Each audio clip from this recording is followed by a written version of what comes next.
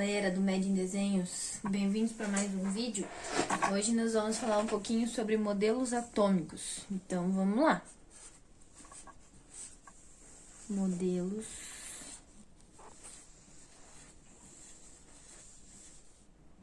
atômicos.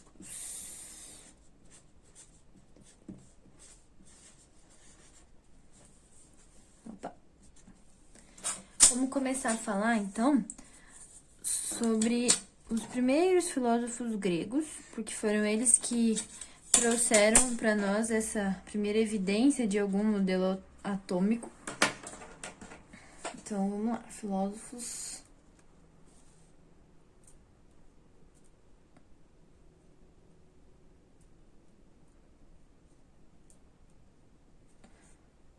gregos.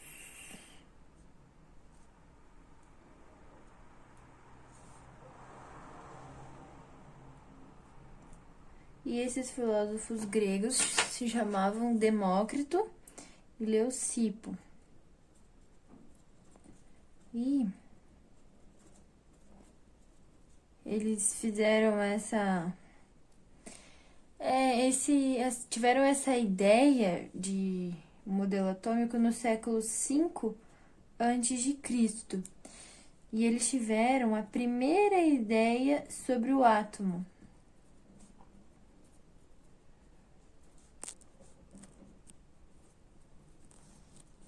Essa primeira ideia sobre o átomo gerou uma suposição que mais tarde ela vai ser concretizada por um outro químico. E essa suposição era que o átomo era indivisível.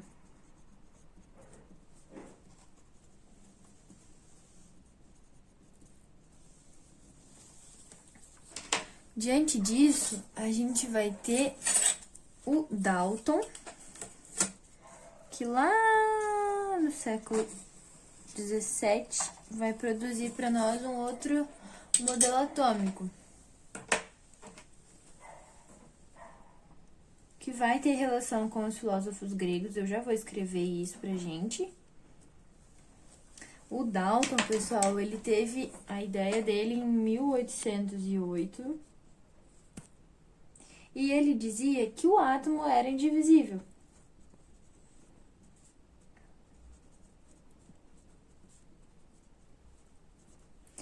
O átomo sendo indivisível, ele gerou um modelo atômico que ficou conhecido como bola de bilhar.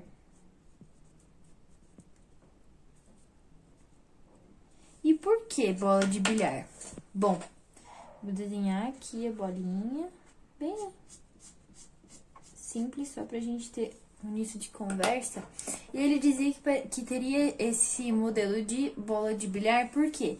Em razão da esfericidade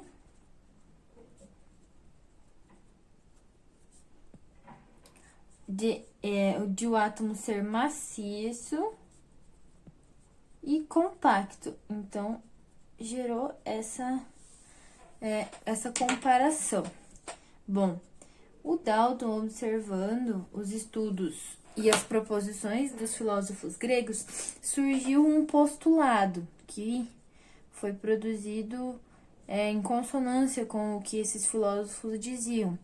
Postulado, galera, em linhas gerais, é uma teoria que a gente não pode comprovar, beleza?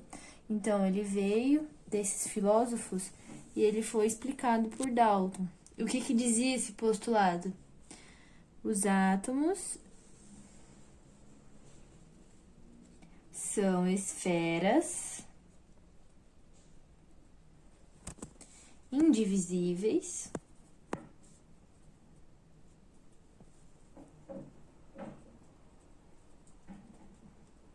que não podem ser formados.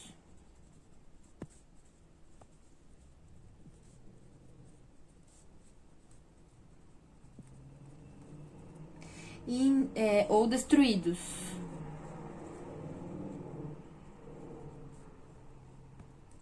Porém, eles podem ser combinados. E nisso, o que a gente consegue imaginar? A gente consegue pensar em moléculas. Moléculas não são combinações de átomos? Então, a gente tinha essa primeira ideia. Bom, passando do modelo atômico de Dalton, a gente vai conversar um pouquinho sobre o modelo atômico de Thomson. O Thomson, ele fez uma experiência de descargas, eu já vou escrever para vocês, descargas elétricas, e ele conseguiu chegar a uma outra conclusão um pouco diferente. O Thomson, ele fez a teoria dele no fim do século XIX e início do século XX. Ele fez a experiência, como disse para vocês, com descargas em gases rarefeitos.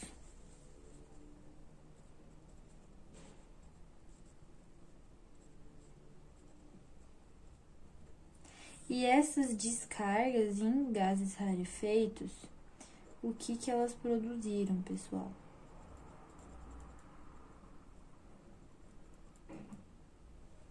Elas produziram raios catódicos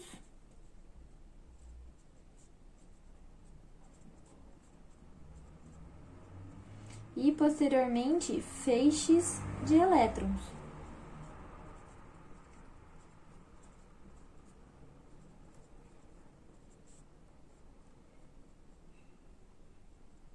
Beleza? Então, o que ele postulou? Ele disse que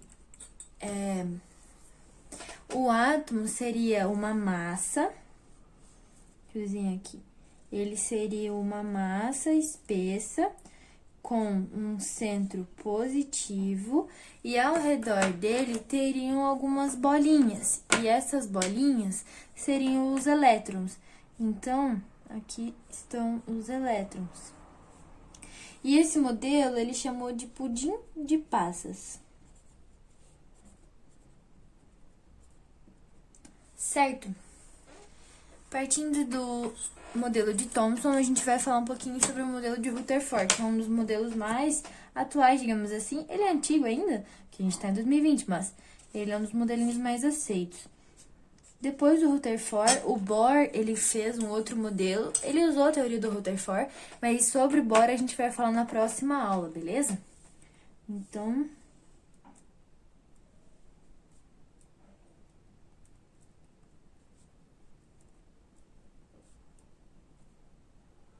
Rutherford. Beleza. O que o Rutherford fez? Ele fez também uma experiência que é um pouquinho mais complexa. Vou tentar desenhar aqui pra vocês. A experiência foi assim. Ele pegou uma plaquinha de chumbo e nessa plaquinha de chumbo, ele descarregou partículas alfa, que elas eram provenientes do átomo de polônio, beleza? E ele colocou aqui um anteparo e no meio, entre a plaquinha e o anteparo, ele colocou aqui uma partícula de ouro, um feixezinho de ouro, certo? Aí o que aconteceu? Ele começou a fazer esses disparos de partículas alfa e elas passavam por essa plaquinha e elas iam desviando. Só que o que ele observou? Que uma determinada partícula, ela vinha aqui na plaquinha, batia e voltava. E uma outra, ela passava direto até o anteparo, sem nenhum tipo de desvio. Esse anteparo aqui, ele é feito de sulfato de zinco, beleza? Só pra a gente ter uma ideia. Eu vou desenhar aqui pra vocês um pouquinho mais aproximado como seria essas descargas. Ó, entre muitas que estavam passando aqui, uma delas vinha e voltava. Deixa eu desenhar mais uma bolinha aqui. E a outra vinha e passava direto. Ela passava pelo meio desse buraquinho aqui, que entre elas tem um pouquinho de espaço, certo? E ela passava no meio desse espacinho, ou seja, ela não desviava em nada. Então, qual foi a conclusão? Vamos lá, conclusões.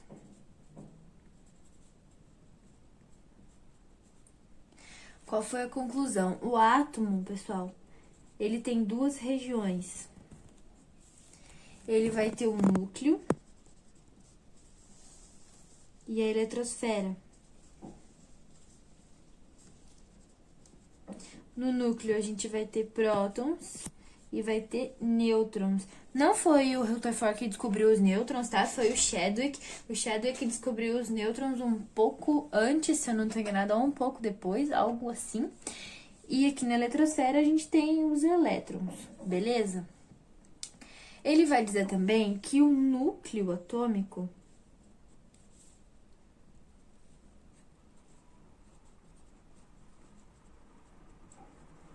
ele era pequeno, pesado e positivo, tá? E o modelo dele vai ficar conhecido como planetário. Por quê? A gente não tem no sistema solar o Sol no centro e ao redor dele girando outros planetas? Era mais ou menos essa ideia que ele tinha. No centro seria o núcleo e ao redor dele ficariam girando os elétrons, beleza? Agora a gente vai falar um pouquinho de partículas subatômicas. Vamos especificar um pouquinho dessas partículas que a gente falou.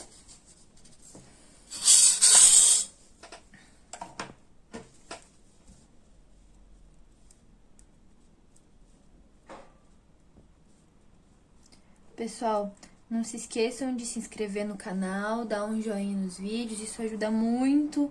Favoritem os vídeos para que outras pessoas possam conhecer. E dê uma passadinha no nosso Instagram, também Med em Desenhos. A gente sempre deixa lá alguns posts diferentes aqui do YouTube, alguns complementos. Vocês vão gostar bastante, beleza? Já deixa o seu joinha lá nos nossos posts do Instagram também, beleza? Gente, então, aqui nós temos as partículas subatômicas. A gente vai ter aqui a carga e a massa delas. De carga, a gente vai ter o próton, o nêutron e o elétron. Carga positiva, mais um UEC, que eu já vou explicar o que é. Aqui a gente tem 0 e aqui a gente tem menos um UEC. Aí aqui nós vamos ter uma unidade de massa atômica. Aqui também uma unidade de massa atômica. E aqui a gente tem 1 sobre 1840 unidades de massa atômica. Esse UEC é a unidade eletrônica. Essa unidade eletrônica, a gente pode medir assim, ó.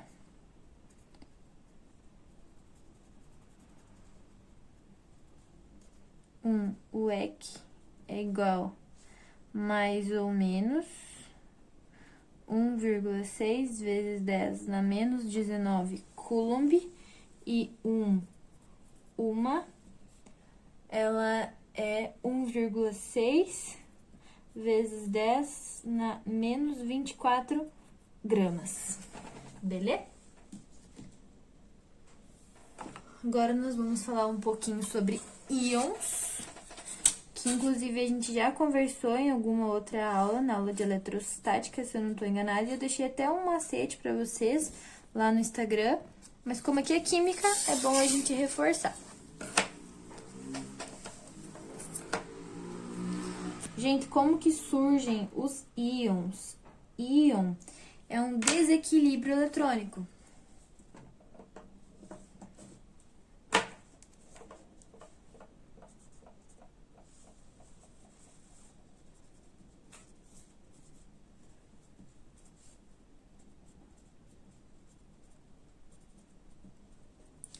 Então, a gente vai ter íons positivos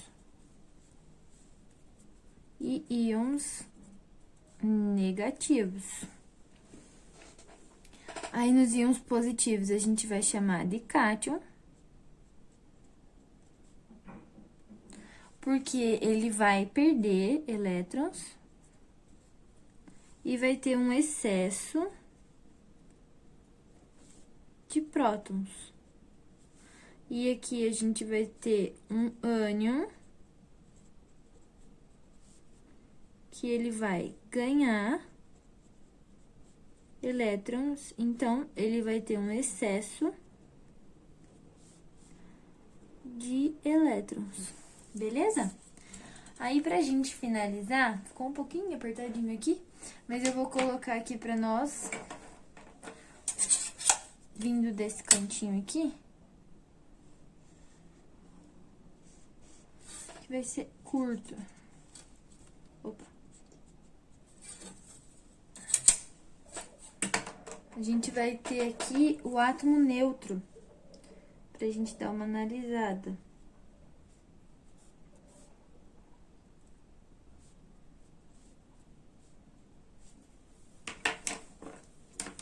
Deixa eu aumentar essa setinha aqui. Beleza. Nesse átomo neutro, a gente vai ter o quê? O número de prótons sendo igual ao número de elétrons, beleza? E esse número de prótons, o que que ele vai gerar pra gente? Ele vai gerar um número atômico. Então, o número atômico, ele é igual a Z, que é igual ao número de prótons, beleza? Aí, a gente vai ter aqui a massa do nosso átomo. A nossa massa, ela vai ser igual a A, que é o número de prótons mais o número de nêutrons. Isso aqui a gente chama de núcleons. Beleza, galera? Então, ficou assim o nosso mapinha de hoje. Espero que vocês tenham gostado. Se inscrevam no canal, deem uma joinha nos vídeos e até o próximo. Muito obrigada!